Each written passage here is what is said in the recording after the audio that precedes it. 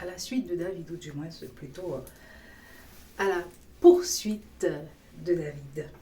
Faisons donc un saut dans le livre des Chroniques au chapitre 10 jusqu'au chapitre 29 pour poursuivre ces lectures sur l'histoire de David.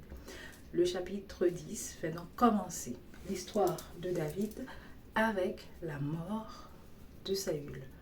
On y lit la défaite d'Israël face aux Philistins, la mort des 3 fils de Saül, y compris Jonathan, le suicide de Saül, puis de son porteur d'armes, les outrages au corps de ses chefs vaincus, les réjouissances des Philistins et le deuil d'Israël. Ça fait beaucoup de choses là, beaucoup de nouvelles plutôt mauvaises. Et voilà comment les chroniques expliquent cette grande déchéance de Saül.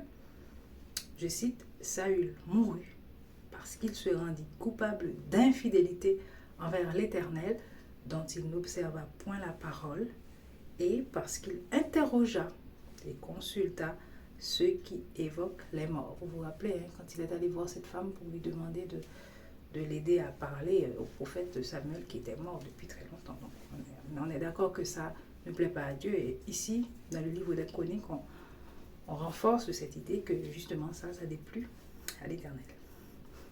Il ne consulta point l'Éternel. Alors, l'Éternel le fit mourir. Et l'Éternel transféra la royauté à David, fils d'Isaïe.